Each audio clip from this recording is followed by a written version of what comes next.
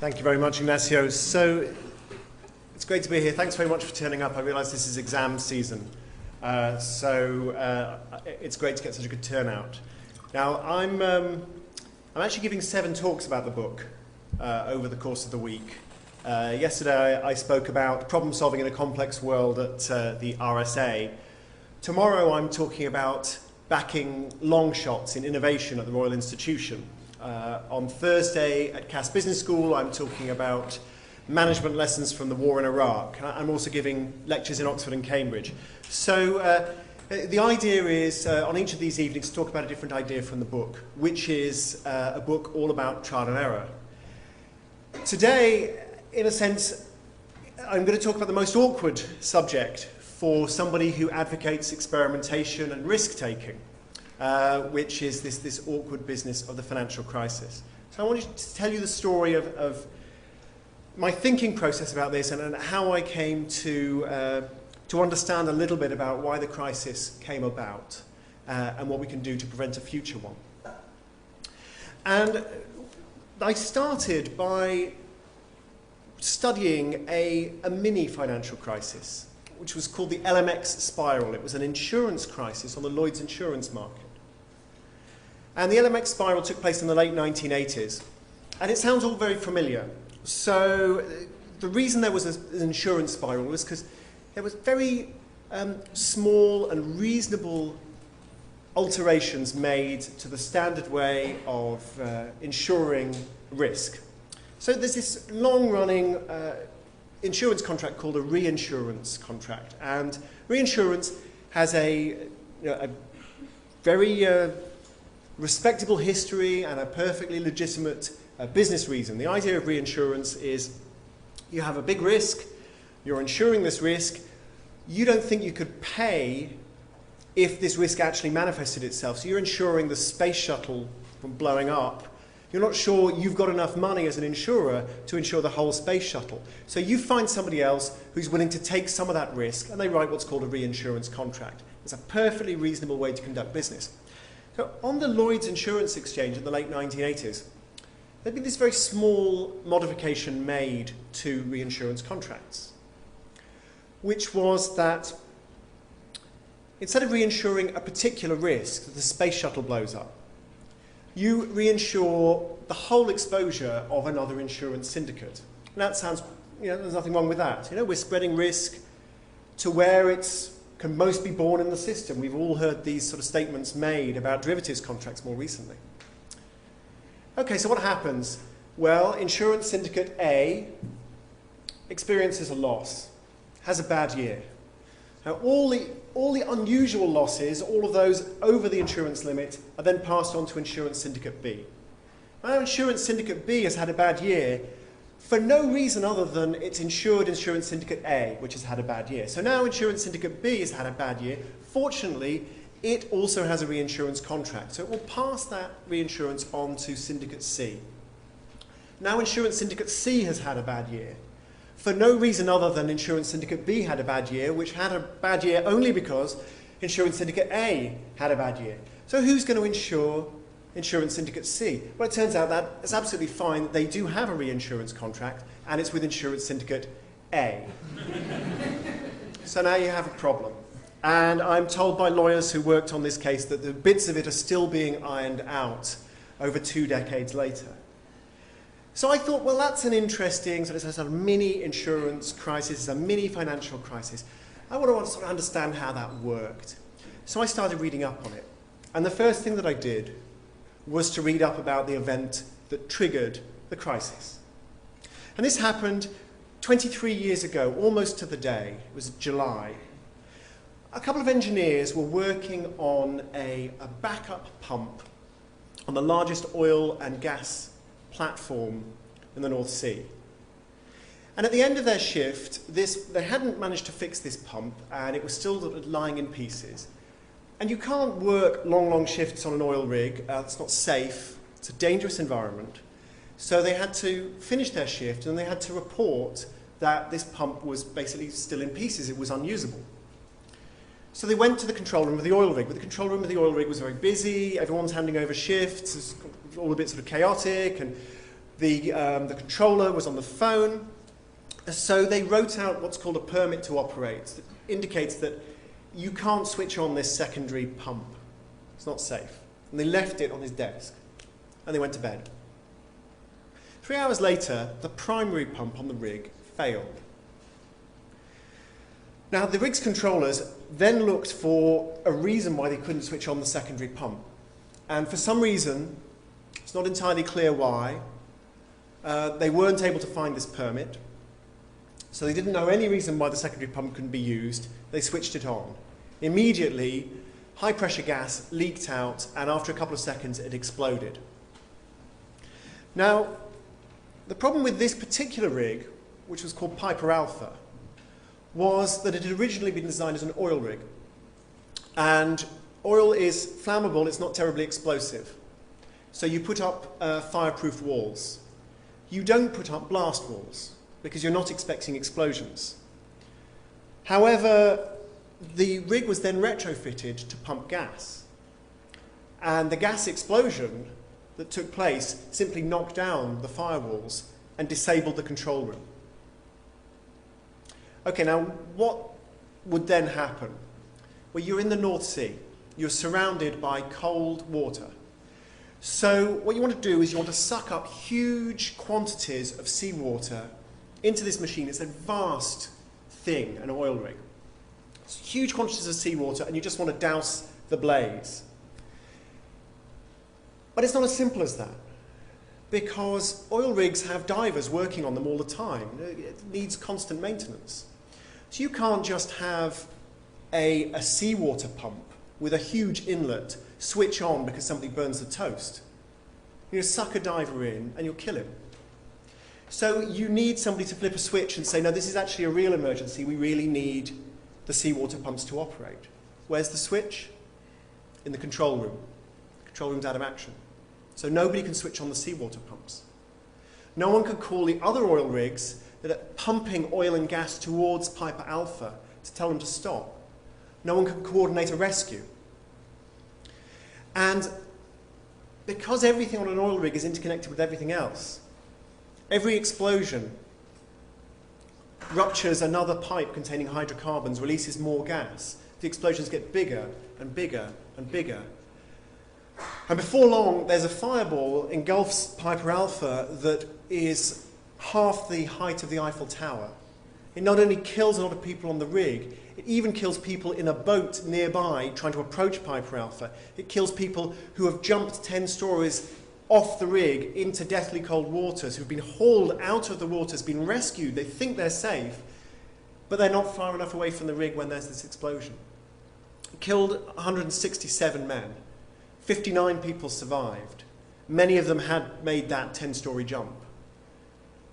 It was impossible to approach the rig, and after a couple of hours, the accommodation block, which is a sort of mini hotel attached to the rig, simply slid off the rig to the bottom of the North Sea.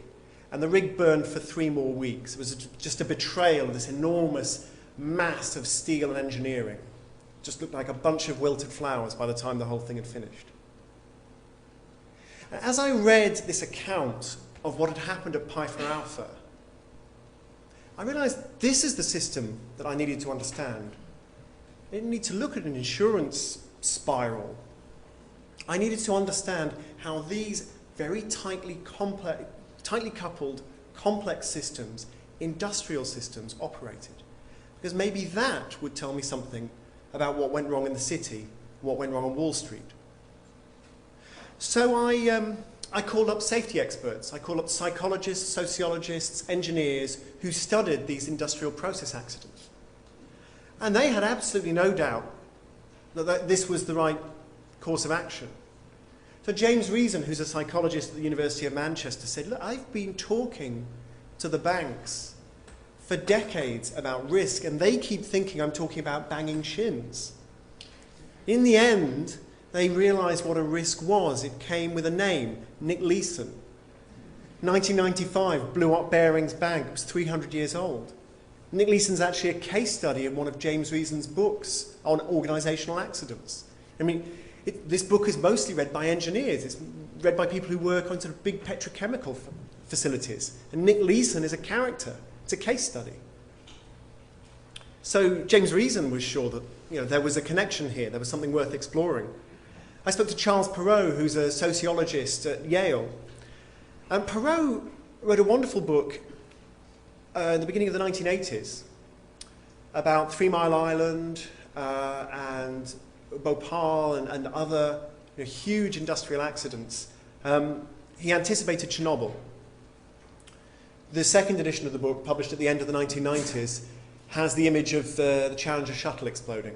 I mean, there's been no shortage of accidents then or since. And Perrow's book was called Normal Accidents. And the idea in Perrow's book was there are certain kinds of systems that just will blow up. You can't stop them. Sooner or later, something is going to go wrong with one of these systems. Hence the phrase normal accidents. So, well, what are the properties of an accident-prone system? Perrow identified 2 things. He said the first thing is complexity. Now, I talk about complexity all the way through this book. Complexity is just a feature of the modern world. We have an incredibly sophisticated economy. We have an incredibly sophisticated society. And so throughout the book, I advocate trial and error. I advocate experimentation. It's the only way to solve problems. I talk about it in development. I talk about it in climate change, innovation, even in military.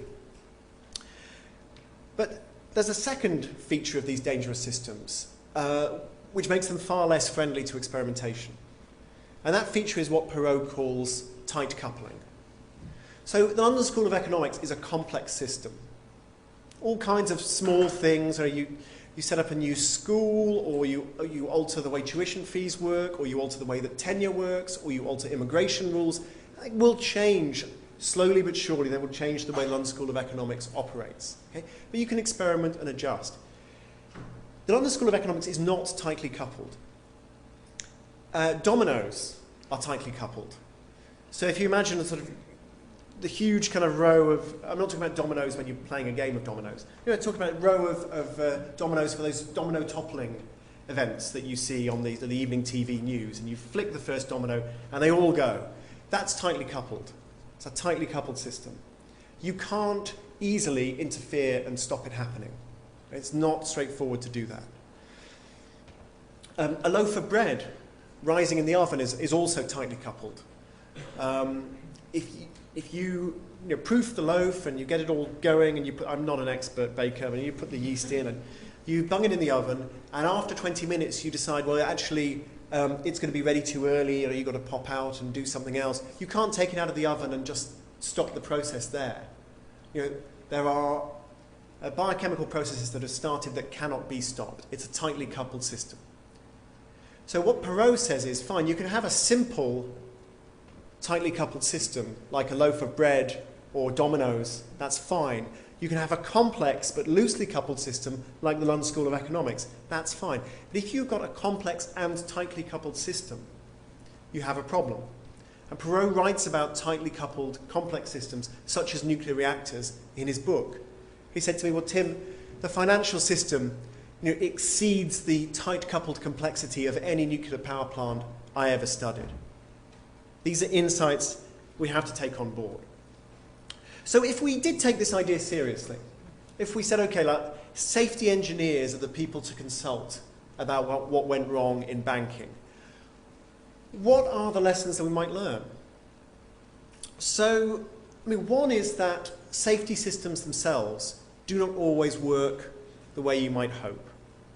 They bite back. So there's a wonderful article by a couple of engineers written about 15 years ago called No Good Deed Goes Unpunished. And it's all about safety systems causing the problems they were supposed to prevent. Fire caused by fire alarm, explosion caused by explosion suppression device. There's this sort of thing. And that they give one of the early examples of one of these safety systems going wrong was discovered by Galileo Galilei. So in 1638. So Galileo's idea was he wanted to understand why marble columns kept splitting in half. So this is the engineering problem of the day. You make this great big marble column because you're going to build a town hall or a church. And You're not ready to use the marble column, so where are you going to put it? Well, obviously you would lie it on the ground. But if you lie it on the ground, then it's going to be stained by the soil, and that's not a good look for a kind of Parthenon thing. That's not what you want. So you need to protect it from the soil. So what would you do? Well, the obvious thing would be to prop it up. So you create a big sort of pile of rocks or pile of wood here and another one here, and you lay the column between the two of them. But as you may know, marble columns are not very strong in that situation. They're very strong in compression, but you've put them into tension, and these things would tend to snap in the middle. What do you do then? Well, perfectly simple. You've got a new reinforcement. You have a new element of the system. You put a middle pile underneath the column. Now you've got 3 piles, and that is bound to make the system work better, right? This reinforcement. That's a fail-safe. It turns out it didn't help at all. It did not reduce the failure rate of the columns. Because what would happen was the 2 columns you'd first put up would settle under the weight. And it'd settle and settle and settle, and then your column would be on the middle one like a seesaw, and it would snap like that. So Galileo was just pointing out, well, this doesn't necessarily solve our problem. Adding this extra reinforcement, adding an extra layer of precautions, makes the system more complex. It may or may not make it safer, and in this particular case, it didn't make it safer. Okay, so that's a simple example. Let me give you a more spectacular one. The Fermi reactor near Detroit. Jill Scott-Heron, who died last weekend, has this great song, and we almost lost Detroit this time. That's about a near nuclear meltdown in the Fermi reactor near Detroit, which regulators later said nearly killed 75,000 people, but actually didn't kill anybody because they got on top of it. What happened there was this reactor seemed to be behaving in a very unpredictable way. It was too hot, pressures in the reactor core were too high, and no one really quite knew why, what was going on, and they were trying to sort of cool this thing down. And it was just getting hotter and hotter and hotter, and pressures going up and up and up, and it was beginning to melt down. And they just couldn't figure out what was going wrong with it. They managed to stabilize the system. They managed to cool it down. It took about a month. And at the end of the month, they got this long sort of robot arm, and they sent in a camera, and then they sent in a claw, and they spotted on the camera looked like a crushed beer can had blocked the drain where the coolant was supposed to sort of flow through, cool down the reactor core, and then flow out of the bottom of the reactor vessel to be reused and cooled down.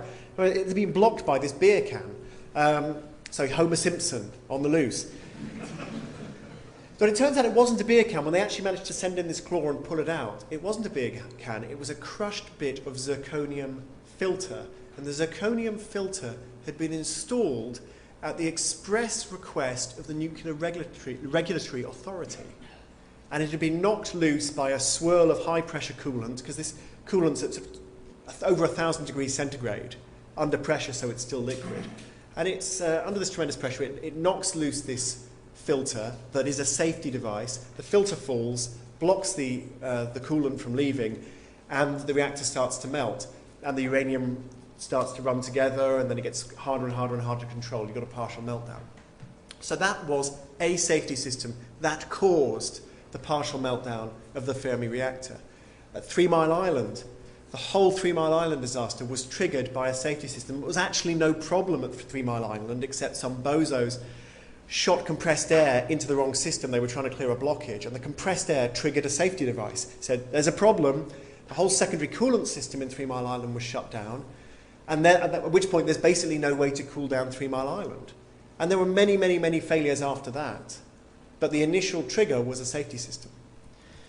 See, the lesson that safety engineers have produced is, well, these safety systems are all very well, but you can have this Rube Goldberg-esque accretion of more and more and more safety systems, and all you're really doing is making the system more complex, more unpredictable. You're introducing what engineers call new failure modes, new ways for things to go wrong. Okay, fine. Well, what's that got to do with the financial crisis? Well, let me introduce you to a safety system that was widely admired 5 years ago called the credit default swap. It was developed in 1994 by JP Morgan. They had some risk on their books from Exxon. It was an agreement to loan money to Exxon if Exxon needed it, which they probably didn't. And if Exxon did need it, then Exxon obviously would probably pay it back. But still, maybe they would take this money and maybe they wouldn't pay it back. So there was a risk.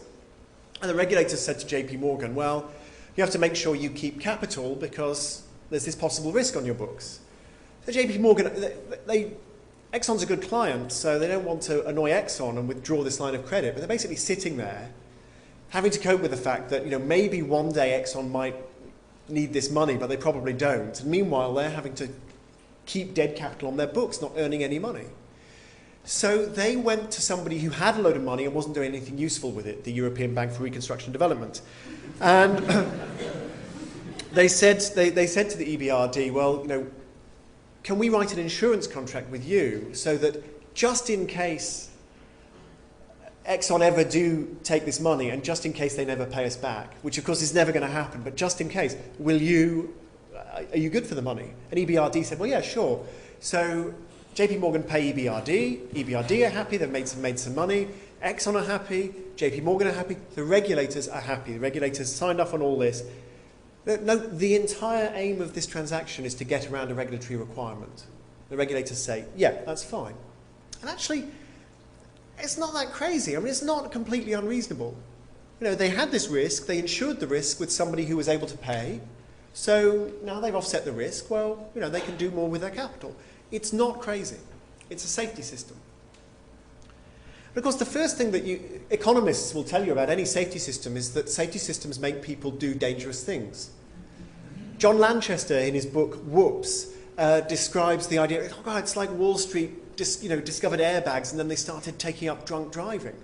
Well, you talk to an economist will tell you that's exactly what people do with airbags and seatbelts. So it's called the Peltzman effect, and it's well documented that people do drive in a riskier way if they feel their cars are safer.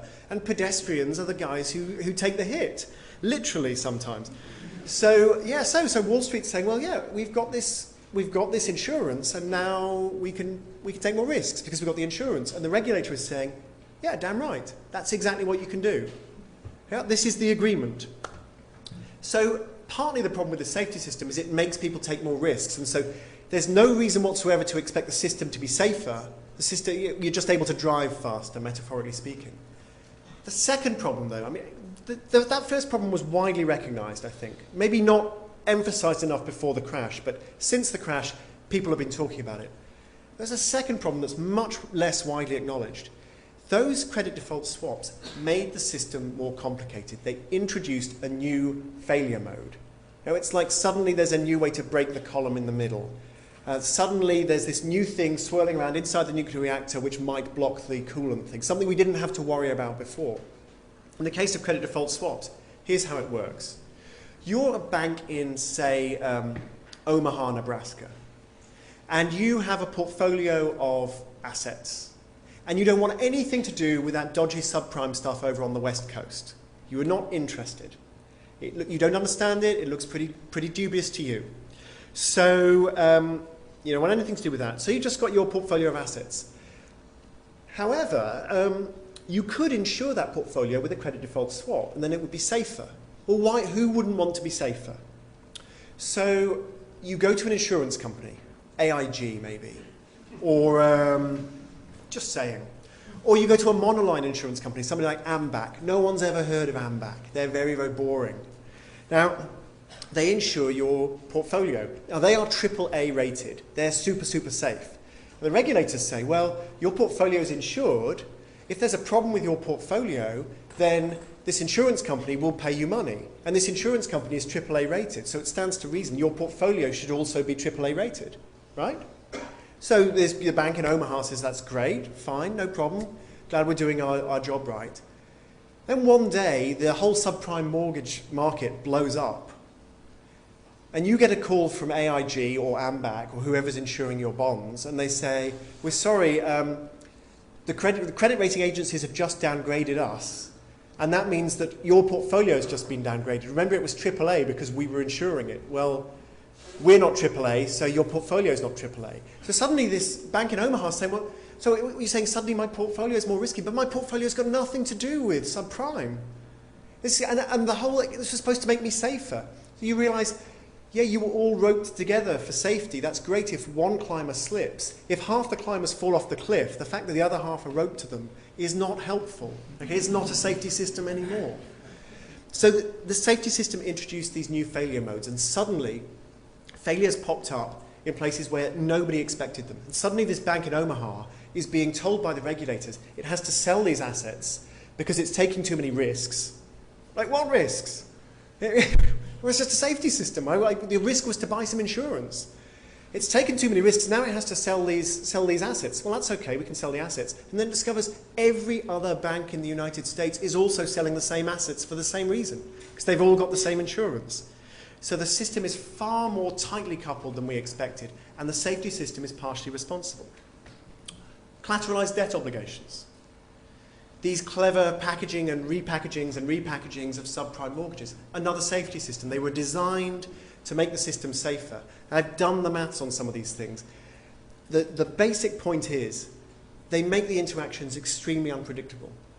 So the underlying risk of a mortgage default, maybe you thought it was 5% and now it's 10%. Okay, fine, 5%, 10%. I mean, that's a mistake, okay, but still, it should be manageable. And then you realize because of the way the debt is repackaged, in the repackaged version, your risk hasn't doubled, it's gone up by 4 times. And unfortunately, the repackaged version has been repackaged into a double repackaged version. And the risk of that one has gone up 16 times. And actually, there's a triple repackaged version, and the risk of that one has gone up 256 times. And actually, there's a quadruple repackaged version. And I'm not making this up. This is really true. And the numbers are roughly accurate. The quadruple repackaged version is 65,000 times more risky because the initial risk was underestimated by a factor of 2. These are the kind of unexpected interactions you get when you introduce these clever-seeming safety systems into finance. So this is the sort of thing that simply would not have been that surprising to safety engineers looking at the financial system. So if more and more safety systems are not the answer for making finance safer, well, you know, what is the answer? One of the things I did while researching this chapter was to call the head of nuclear safety at the International Atomic Energy Authority. He's a guy called Philippe Jamais. I spoke to him about a year ago. And he told me all the things they'd learned from previous nuclear accidents. He told me all the things he was still worried about. By the way, all the things he was still worried about basically he was worried about 2 things: floods, earthquakes. Yeah? So they were paying attention. They were paying attention at the IAEA. So I asked Jamais, I said, what did we learn from 3 Mile Island? He said, well, one of the things was the guys operating the power plant at 3 Mile Island were absolutely, totally lost. They had no idea what was going on. So you imagine you're at 3 Mile Island, it's 1979. It's 4 o'clock in the morning. You're incredibly sleep deprived. There are 100 alarms going off in the control room. You've got a printer, a telex machine that's printing out system statements about problems with the reactor. It's 3 days behind, okay, because so many error messages are coming through, the printer can't cope. You're looking at lights. Now, some of these lights are green lights and some of them are red lights. Now, you might think green means fine and red means a problem, but it turns out green means open or on, and red means closed or off. And so half the green lights are supposed to be green lights, and half of them are supposed to be red lights, and half of the red lights are supposed to be red lights, but the other half are supposed to be green lights. In addition, some genius has decided, wouldn't it be a good idea if the panel for reactor B was the mirror image of the panel for reactor A, because it would look cool when you walked into the room. So now all the guys who normally work on reactor A move over to reactor B, and all the switches are backwards, all the lights are the wrong way round. It's 4 o'clock in the morning, everything's sounding... The controls for the elevator system are in... One of these lights is, the elevators are working. I mean, it's just unbelievable. One of the key errors at 3 Mile Island was there was a maintenance tag obscuring a light that was saying, by the way, there's a problem over maintenance tags obscuring it. Another problem was there was a valve open at the bottom of the 3 Mile Island reactor core, superheated radioactive water, 2,000 degrees Fahrenheit, is jetting out of the bottom of the reactor. Now, how can water get to 2,000 degrees Fahrenheit? Well, it can if you put it under enough pressure. But as it's coming out, it's flashing into steam, and it's radioactive. It's not a good scene. 32,000 gallons of this stuff are voided before they figure out what's going on. Because this valve it's like the valve on a pressure cooker. It's supposed to snap shut, but it sticks open. But their control panel tells them that it's shut. And the reason the control panel tells them it's shut is because it doesn't actually measure whether it's shut or not. It measures whether you sent it a signal to shut. So they pressed the button, they sent a signal to shut. It didn't actually shut, but nobody told them that. There are many, many errors based on the simple ergonomics of this thing. Now, they've tried to learn these lessons in nuclear power. So I visited Hinkley Point, which is this aging nuclear reactor on the Somerset coast. And one of the things they were most proud of, they've got a huge simulator room. It is a perfect replica of the control room of Hinkley Point.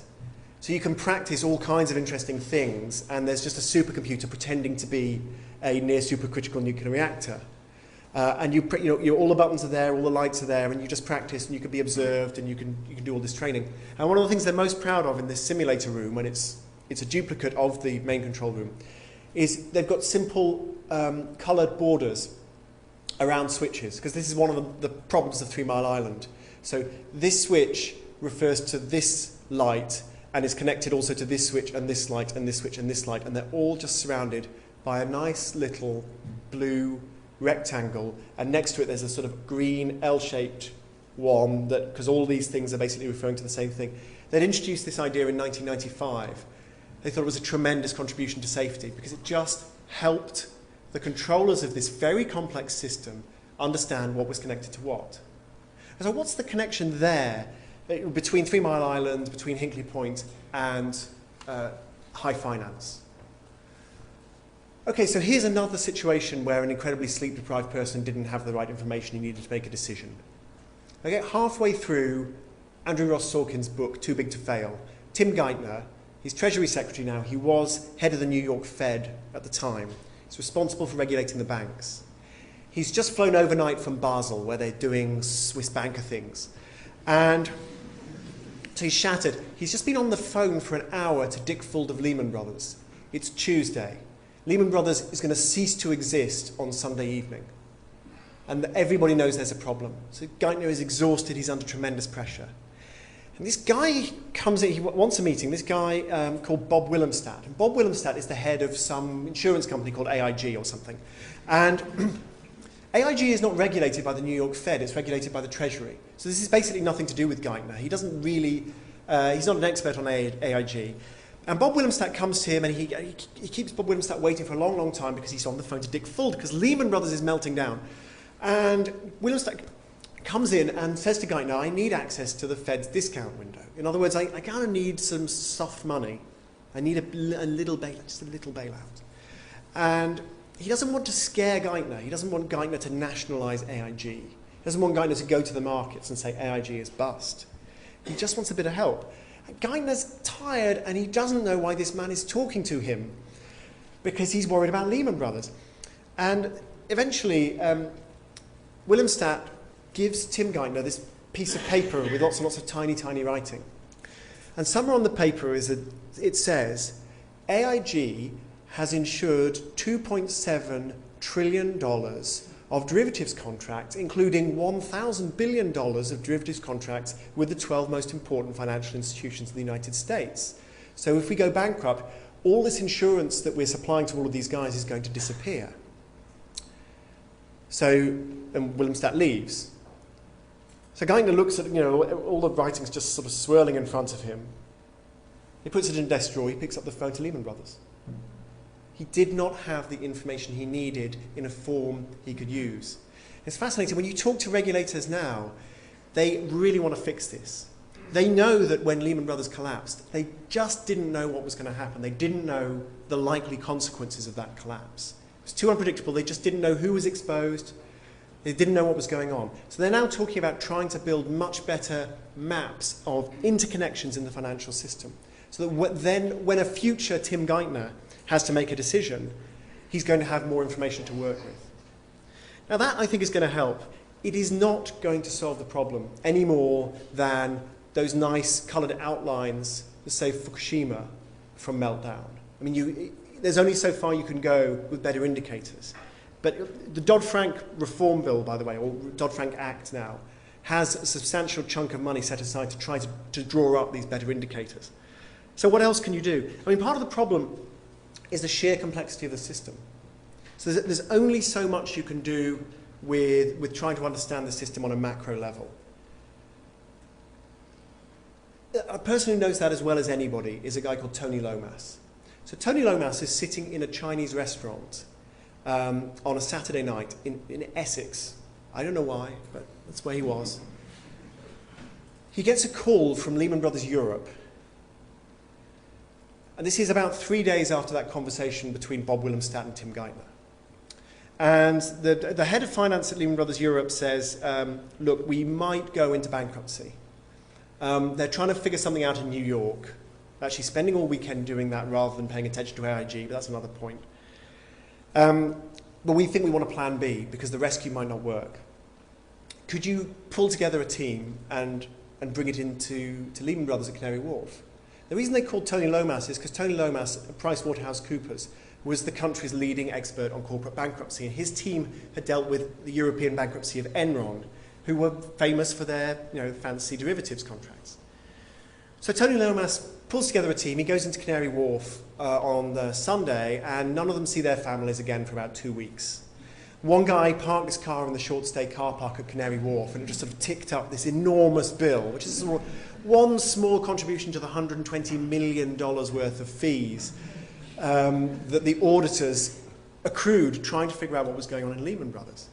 Because this was the most almighty mess.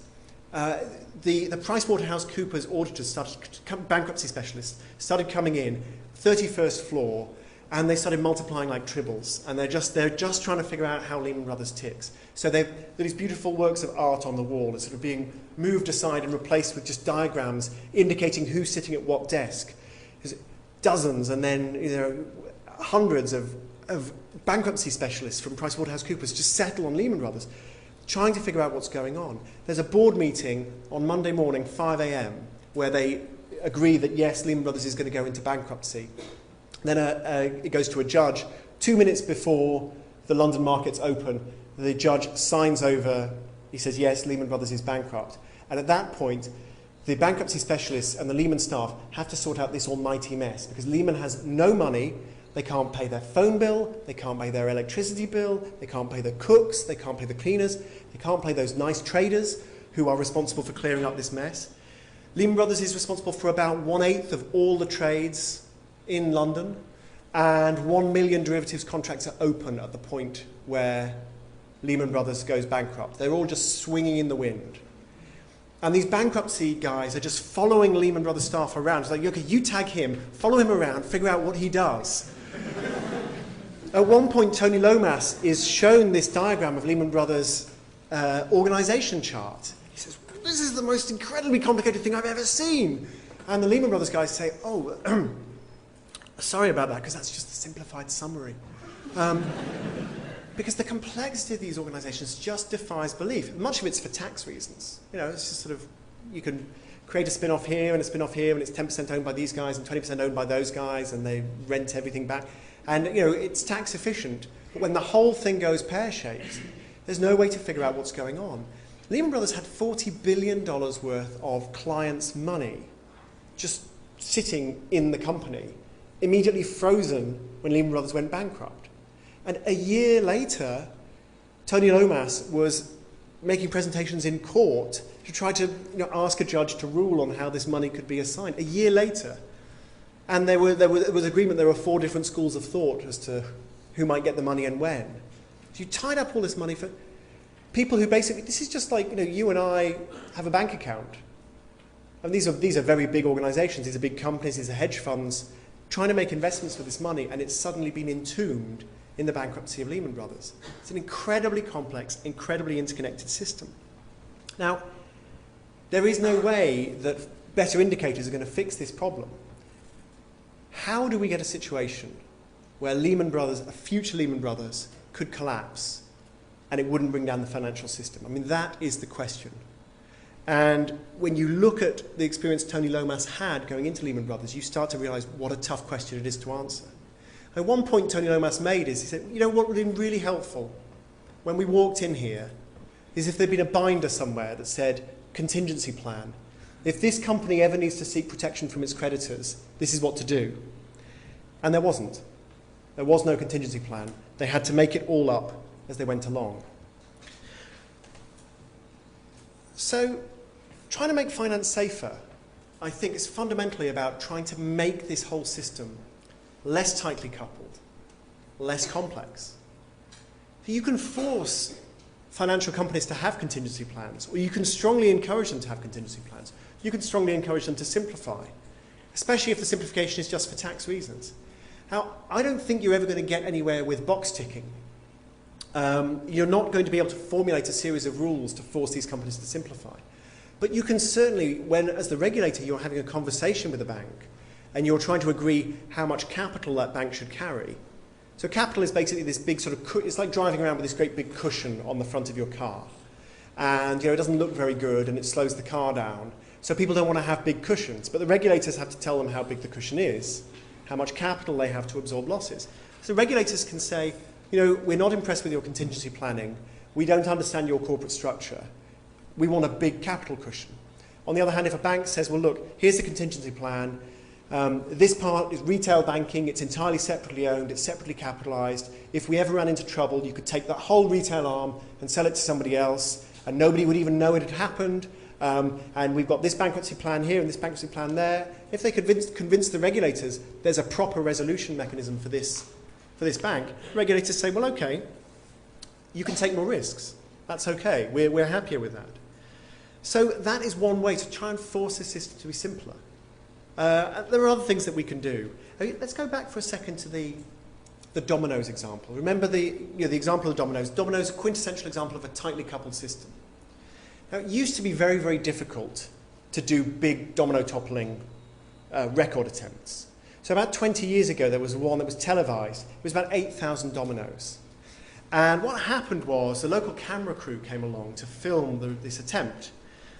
And so the cameraman comes down, and he wants one of those nice sort of tight focus shots.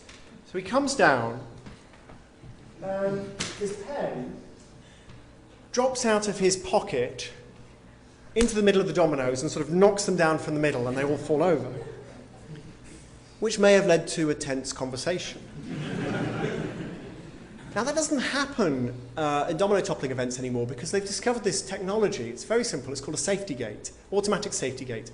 So every few hundred dominoes, you've got a little plastic gate which you can trigger by remote control and the gate lifts up. But until those safety gates are lifted, you can only knock over a few hundred dominoes at a time.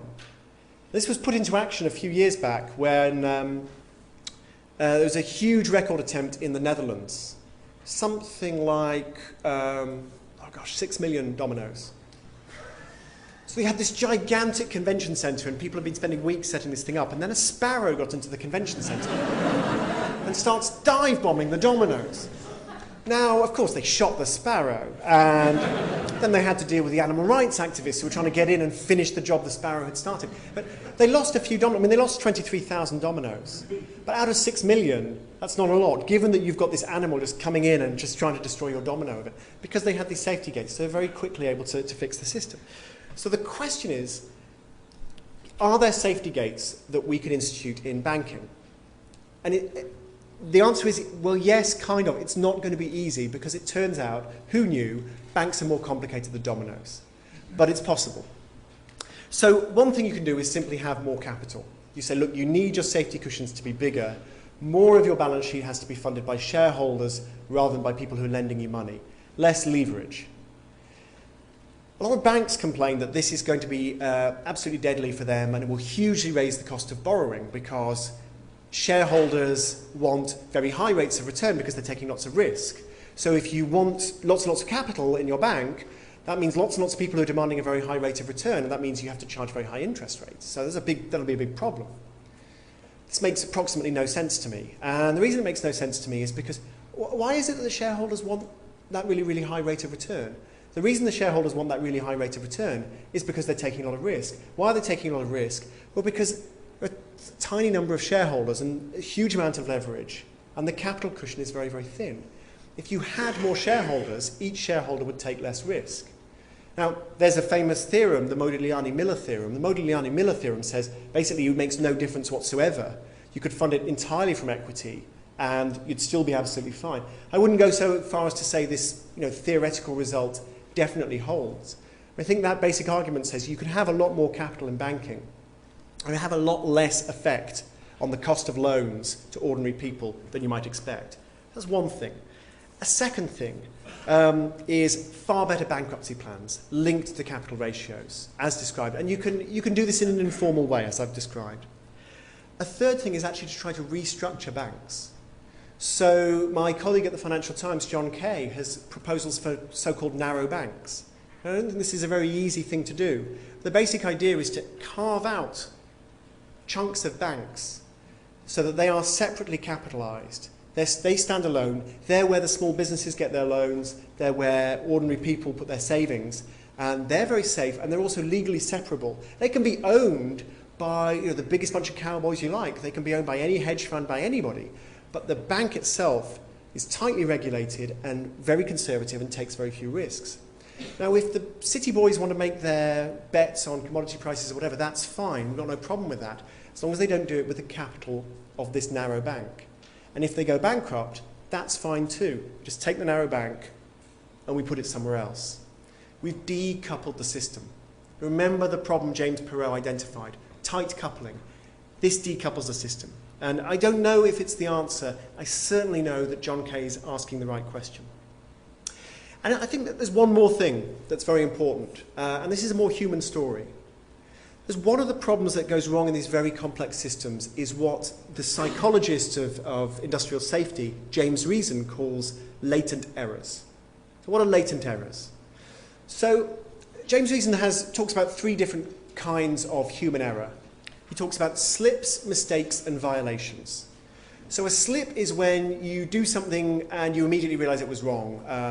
You poured water from the kettle onto your tea bag and you realize you forgot to boil the kettle and it's just cold water. And you immediately realize you made a mistake.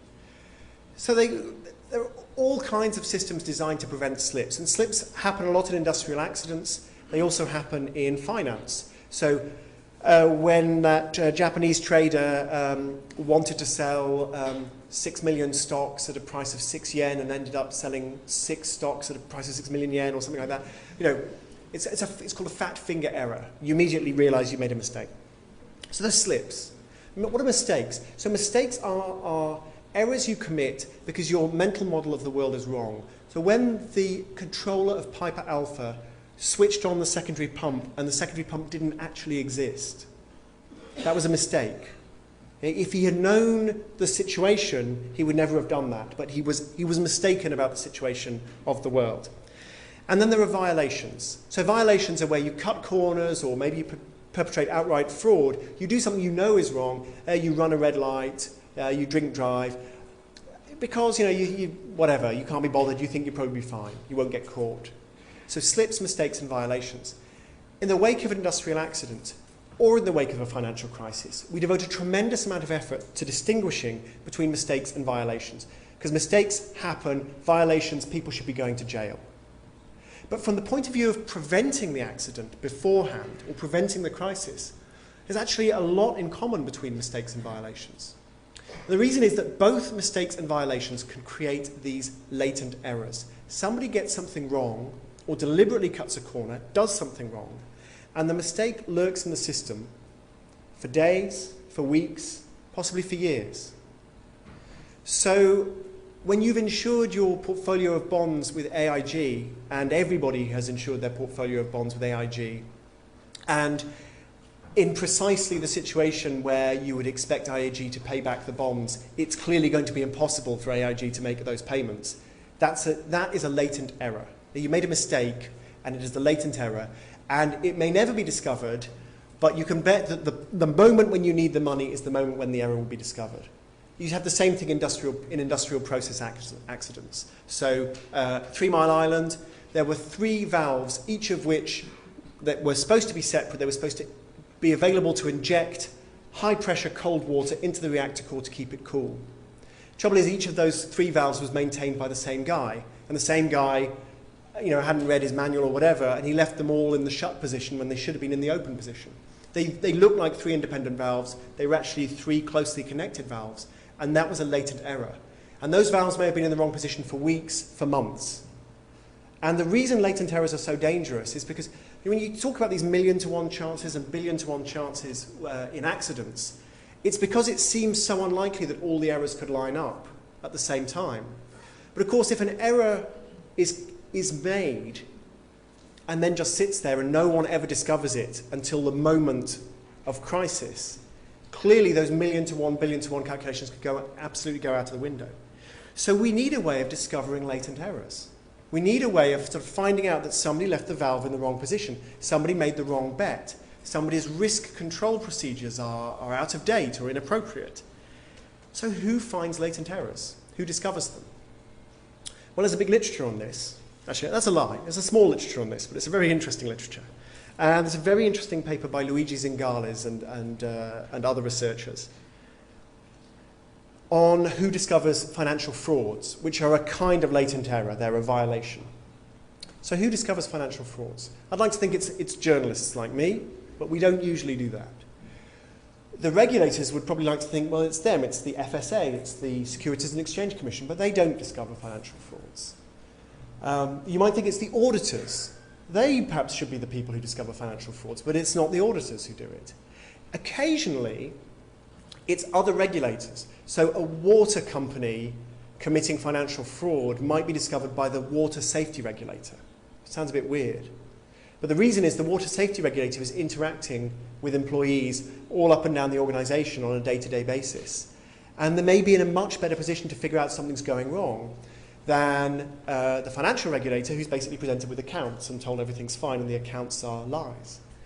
So it's sometimes non-financial regulators, but most often the people who discover frauds or other latent errors are employees. They're whistleblowers, of course, because they're the people on the front line, see the mistakes being made.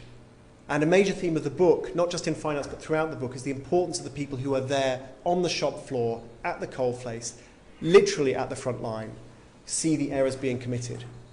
And we are not remotely supportive enough, I think, of whistleblowers.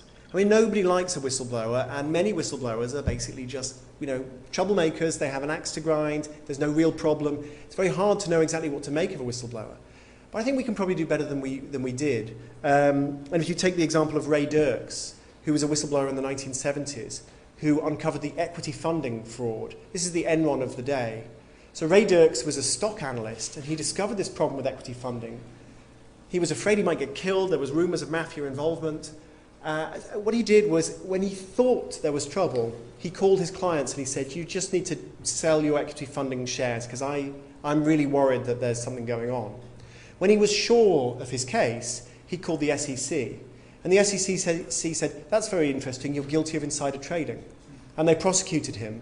And he spent 10 years defending himself before the Supreme Court finally cleared him. Another example, of course, is Paul Moore of HBOS, the largest lender in the UK. So Paul Moore was the head of group regulatory risk at HBOS. And he said when he surveyed HBOS's risk practices, it was like taking a pressure cooker off. There was this huge explosion of concern from employees that HBOS was lending too much money. There were no concerns for risk, no concern for whether the money would be paid back, just volume, volume, volume. Well, Paul Moore was fired by HBOS. He was fired by Sir James Crosby. According to Paul Moore's account, with no appeal to due process, this is disputed. But the fascinating thing is that the head of HBOS, Sir James Crosby, then went on to be number 2 at the Financial Services Authority, and was number 2 at the Financial Services Authority at roughly the time when HBOS had to be bought out by Lloyds, and then Lloyds HBOS together had to accept £17 billion from the taxpayer.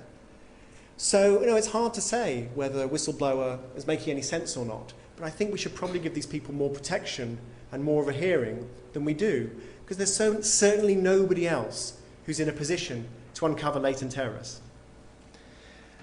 So, let me sum up. Where have we got? Finance is a tightly coupled complex system, like big industrial processes. And to make it safer, you need to learn lessons from tightly coupled complex industrial processes. So number one, better indicators. The people in charge, whether they're the risk managers or the regulators, need the best possible information about where the risks are, where the exposures are. And at the moment, Andy Haldane at the Bank of England tells me we are 1,000,000 miles away from that. But they're trying, and that's important. The second thing is to try to simplify this system. I mean, I don't believe this idea that we necessarily should shrink finance, but I certainly think we should try and simplify it, especially since many of the complexities are only there for tax reasons. This won't be easy, but we can do it. We could create a situation when Tony Lomas goes into a future Lehman Brothers, and there is a big binder on the wall that says, this is the contingency plan, we've thought about how to break this company up safely. The third thing is to decouple, to try to sort of create safe spaces in finance that are robust even when Lehman Brothers or AIG goes bankrupt, to make the system less interconnected. And the fourth thing is to listen to whistleblowers, because they are the ones who are uncovering hidden errors in the system. Just one more thought. As this book was going to press, the findings of the inquiries of Deepwater Horizon were being published. So Deepwater Horizon, as I'm sure you're aware, was this disaster on an oil rig. One of the engineers on Deepwater Horizon, a guy called Mike Williams, first realized there was a problem. It was an absolutely gigantic drilling rig, goes a mile down. He first realized there was a problem when all the engines on the rig started revving. They went into overdrive. And the reason they got into overdrive is because natural gas was being sucked into their air intakes. So he pushed back from his table as his computer monitor exploded from the excess electricity being generated in the system. He was thrown across the room by a steel blast door that had been ripped off its hinges by an explosion. Woke up, crawled into the next room. There was another explosion, another blast door knocked him over. He was bleeding heavily from his head. He finally gets to the brink of Deepwater Horizon, which is covered in natural gas. The place stinks. There are explosions going off everywhere. He sees he's been left for dead. People are getting away in boats, and he sees that same 10-story drop that faced the men of Piper Alpha. And with the last thought of his wife and family, he jumps in, and he survived. And when you look at what happened in Deepwater Horizon, you just see the same lessons. Number one, safety systems fail. So at one point, possible survivors from Deepwater Horizon were nearly killed because they found that their boat was attached to the rig by a safety line, and nobody had a knife to cut the safety line because it's not safe to have a knife. So safety systems interact in unpredictable ways. The second, latent errors matter. So there was a blowout preventer, was supposed to prevent this explosion on the seabed and this oil and gas gushing up. The blowout preventer hadn't been checked for 5 years. There were 3 different reasons why it didn't work, and no one had inspected it. So no one was trying to identify the latent errors. The third thing, whistleblowers need to be identified. There were managers in BP and in Halliburton and in Transocean, the 3 operators involved, who were reporting concerns, and we don't know why, but for some reason those concerns weren't acted upon. The system was tightly coupled. There was a control room with a trigger, does it sound familiar? To activate the blowout preventer. But by the time the blowout preventer could have been activated, the control room had been disabled. There was no contingency planning. Well, actually, that's not quite true. There was some contingency planning. So it was quite clear that this thing had just been pulled off the shelf. It was a safety plan that had been designed for maybe the North Sea or maybe drilling in Alaska, whatever, and yeah, that'll do. So there's no serious contingency planning. And the final thing is, in tightly coupled complex systems, accidents happen. You cannot plan on the basis that accidents can be prevented completely. They will happen. And the basic contingency planning in the United States seem to be, it's fine to let these guys drill so close to the Louisiana coast because they probably won't spill any oil. And that, to me, sounds an awful lot like the attitude of many financial regulators before the financial crisis. So that's my thoughts, for what they're worth, on how to prevent financial meltdowns. Thank you very much for listening, and I'm very happy to take questions.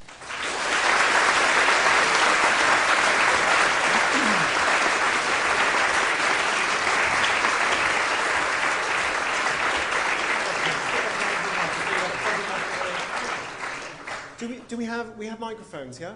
So, hands up, there's a question over there, gentleman there. Do you want to give this gentleman a microphone as well? Hi, thanks, that was a great speech. I was just wondering about, you've said very little about incentives, particularly with regards to how this financial crisis happened.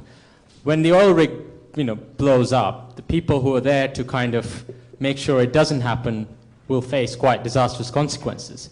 The same doesn't happen to employees of Lehman Brothers because they'll then go and find a job somewhere else. So in that way, it becomes slightly more difficult to make that comparison, and as famously people have known, there's not really been many convictions because of the financial crisis and all of these things. Whereas if you have failed to, and if for some reason your maintenance records on your airplane isn't particularly well kept and it goes down, you face serious consequences. I think that's a very good point. I mean, what's the Alan Greenspan method of regulating nuclear power? Okay, well, if the nuclear power station melts down, the first guys who are going to get killed are the people operating it, and the largest financial consequences will be felt by the operator. So we don't really need any regulation, do we? The market will sort it out. So you're right, we need to think about the incentives. The book is a book about trial and error. It's not a book about why the financial crisis happened. There's a chapter about the financial crisis, and the chapter focuses on trial and error, and in particular on error. But I think you're absolutely right. There was one incident that really drove this home to me, which was when I went to Hinkley Point and I talked to the head of safety at Hinkley Point, this nuclear power station, about safety procedures. And he said, yeah, well, what we do is we regularly go and inspect other nuclear power stations. We get a team together, and an international team, and we go and visit nuclear power stations all over the world and see what they're doing.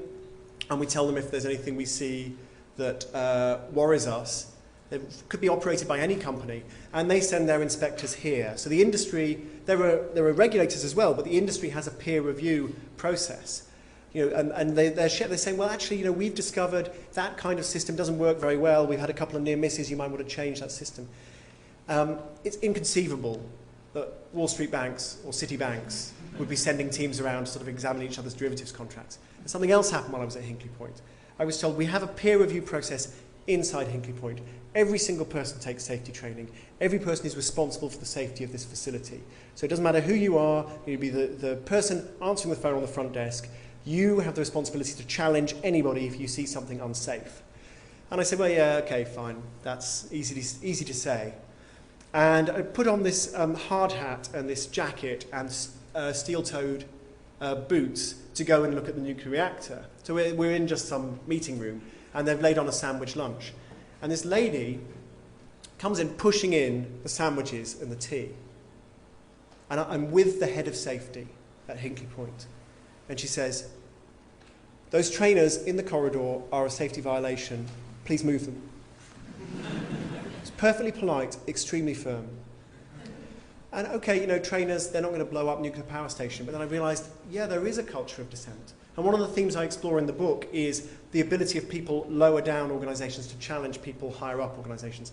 And for various reasons, cultural and incentive-based, that is extremely hard to imagine happening at a Wall Street firm. We gave a microphone to this chap, and put your hands up, other people who are interested. Okay, all right, okay, I see you. Hi Tim, thanks again for a great talk.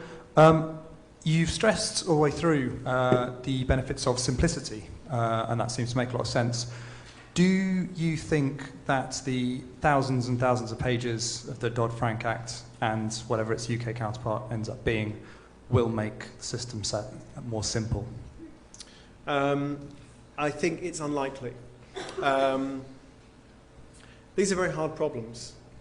I have some hopes in the UK. I think John Vickers, who's in charge of the Vickers Commission investigating banking, is a smart guy. He's obviously paying attention to this problem of decoupling. But unintended consequences abound. I won't pretend that you can sort of just legislate and click your fingers and banks will become simpler. They may look simpler, they may not become simpler. So I really think this is a tough problem. But nuclear power is a tough problem. Making oil rigs safe is a tough problem. And I think these sort of lessons are worth paying a bit more attention to than we currently do. I think it's interesting to note that a couple of people in the US are starting to pay attention. So Rick Buchstaber, who advises the SEC, wrote a book, A Demon of Our Own Design. He talked about Perot's work. This is about 4 years ago. Andrew Lowe at MIT, finance professor, testified before Congress. He's been writing about this stuff for sort of 10 or 12 years. He wants an accident investigation board, the same way we have, if there's an aircraft crash, it's investigated. He wants one for finance. So we're making some progress. It's a tough problem. So those hands up again. There was the gentleman at the back there. And we've got a couple of guys at the front.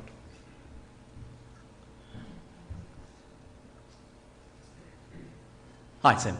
Just be interested to hear your thoughts, just touching on whistleblowing, on the recent provisions enacted in the US as part of the Dodd-Frank Act, where the whistleblower receives a third of any fine that is ultimately levied on a firm as a result of that whistleblowing. Do you think that will actually drive the right behaviours? So I think we know the answer to that. So there's this study by Luigi Zingales and others actually looks at one sector of the US economy where whistleblowers do receive a big chunk of the money saved. Basically, if you save money for the federal government, you get a percentage through your whistleblowing.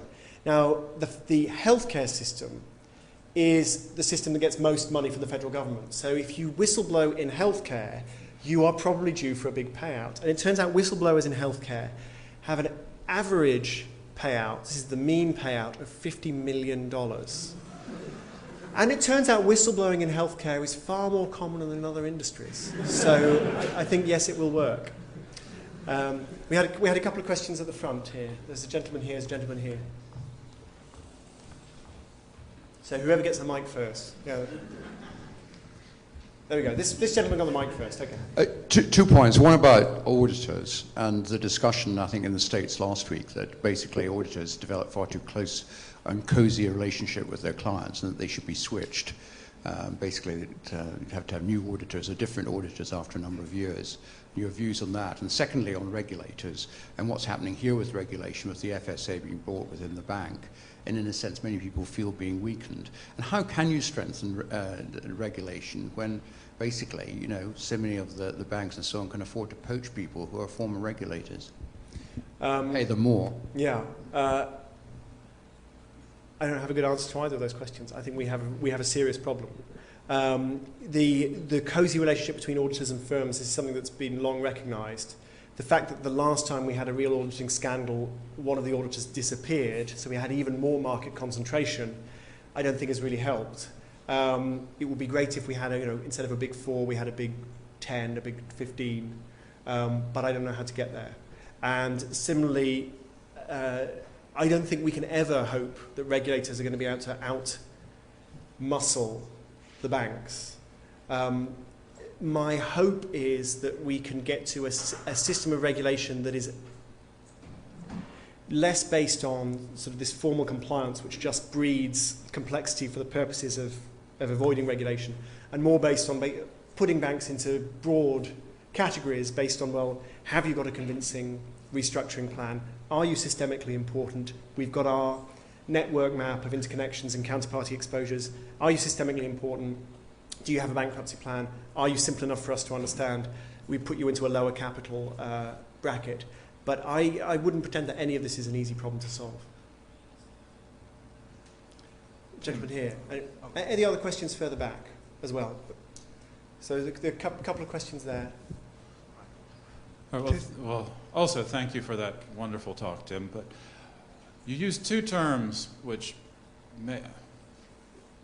you've spoken a good bit about whistleblowers, and having known Ernie Fitzgerald, one of the all-time great non-financial whistleblowers. It's very gratifying to hear you speaking about the importance of whistleblowers. But you also briefly slipped in a different term, culture of dissent. Are whistleblowers and a culture of dissent the same thing? And if not, how are they different? And how are the two important to us? I think whistleblowing is a lot easier in a culture of dissent. But you're right, they're not logically identical. Dissent is really important. So in my chapter on the war in Iraq, I look at the importance of dissent in making sensible decisions. So Rumsfeld, Secretary of Defense at the time, had this surreal press conference at which, this is just after Thanksgiving 2005, at which he refused to let the chairman of the Joint Chiefs of Staff, the most senior military officer in the United States, refused to let him use the word insurgent to describe, well, insurgents, and refused to let him use the word insurgency to describe the insurgency the US Army was facing. So there's a really Orwellian performance where you weren't even allowed to use the word necessary to describe the problem that you faced. And Rumsfeld was very ruthless about suppressing dissent. And I look at that, look at that situation, look at the research on dissent and how dissent is very important for better decision making. This is an absolutely classic study by Solomon Asch.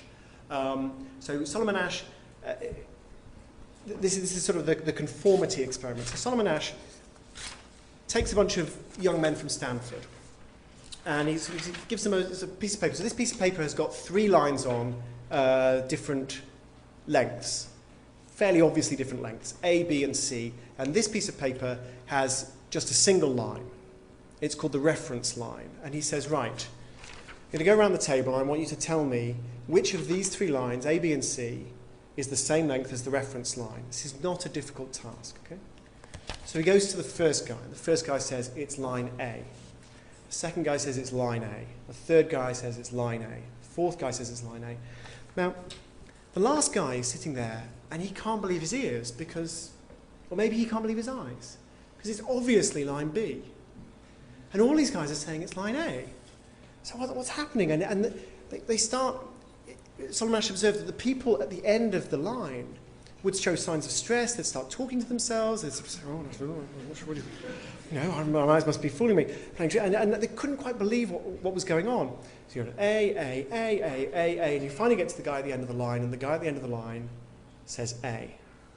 And of course, the guy at the end of the line is the only person on which the experiment has been performed. Everybody else is an actor. So Solomon Asch showed he could force people to conform simply by just saying, well, look, everybody else thinks A. So what do you think?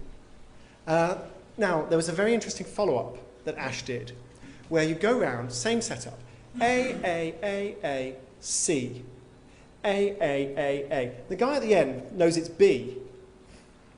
So somebody's disagreed, but the guy who's disagreed is also wrong. So what does he do? Does he stick with the majority? Does he go with the minority, or what does he? And it turns out the guy at the end says B. He's happy to say what he believes to be the truth, even though there's nobody else in the room who agrees with him, because at least they don't agree with each other. And dissent is allowed. There's that other guy who said that other thing. And there's a wonderful follow-up to this. It wasn't done by Solomon Asch, where they did this incredibly elaborate pantomime, where so the guy who's being experimented on is sitting in this room and he's filling in this form beforehand.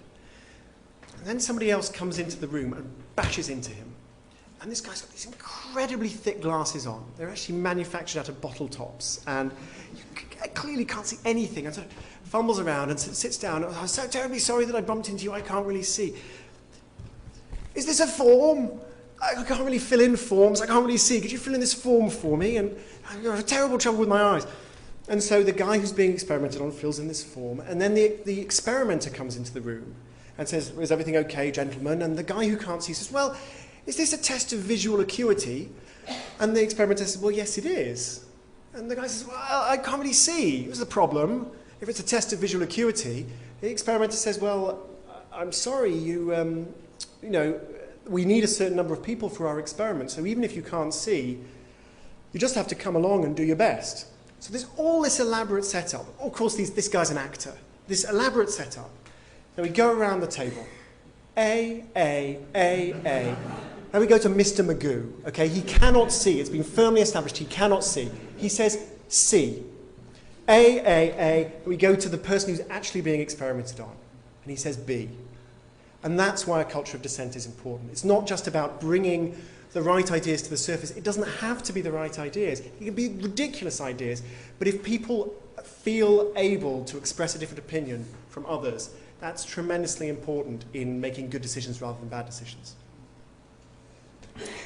Do we have the lady there? I know this is positive sexual discrimination, but it's the first lady to put her hand up. Sorry. Do you think that the Vickers Commission truly managed to understand the British banking system? Gosh. Do you have any particular grumbles in mind with their provisional report? Or you just... I mean... It's their general tone. In their general tone, they didn't really seem to really know what was going on. Oh, okay. So I should say the Vickers Commission is made up of my senior colleague Martin Wolf and one of the guys who taught me economics, John Vickers. And so I really hope they know what's going on. But I mean, you're right to ask the question. Something Martin said to me during the financial crisis before, he's been extremely discreet about the commission. He hasn't told me anything, of course. But before the commission was announced, at one point Martin said to me, I keep thinking to myself. So Martin's about 60, right? And he's one of the greats. He says, I keep thinking to myself, at some stage the grown-ups are going to come and sort it out. And then I realise, we are the grown-ups. And I think that humility is essential because, of course they don't understand the banking system because nobody understands the banking system. There are probably 10 billion distinct products and services in the London economy, according to Eric Beinhocker at McKinsey, who thinks hard about this. So if you wanted a checkout that could register all the different products and services in London, you'd need 10 billion distinct barcodes. I mean, the economy is enormously sophisticated. The structure of a company like Lehman Brothers, as Tony Lomas discovered, is enormously sophisticated. Clearly, they don't get it completely, because nobody can. And I guess that's a key message of the book, which is we don't solve these problems in one go. We don't solve these problems by getting together a bunch of smart people. We're only going to solve them through trial and error. And that's why finance is so dangerous, because in finance, trial and error is so very difficult. And any measures that we can take that make trial and error, that make experimentation safer, I think are steps in the right direction.